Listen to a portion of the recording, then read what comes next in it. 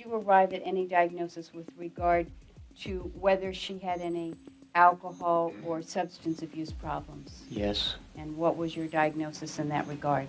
She did have dependence on alcohol and prescription drugs. She was extremely depressed, and she took an overdose of medication in an attempt to commit suicide.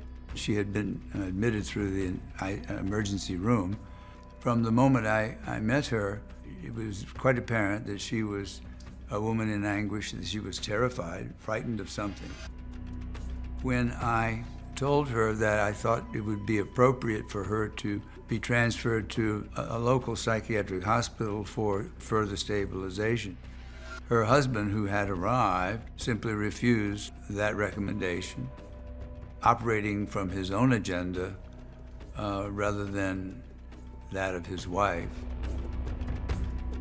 It's disappointing to me that she didn't leave, that she put up with what she claims at the end that she always knew. At one point, I got so angry because she could have protected her kids and she didn't. Did you find her to be suicidal? Yes. What was the basis for that opinion? Well, she talked of killing herself. I think I was 15, maybe I was 16 when I found the first suicide letter. There were letters that Erik found in a dresser drawer, suicide letters.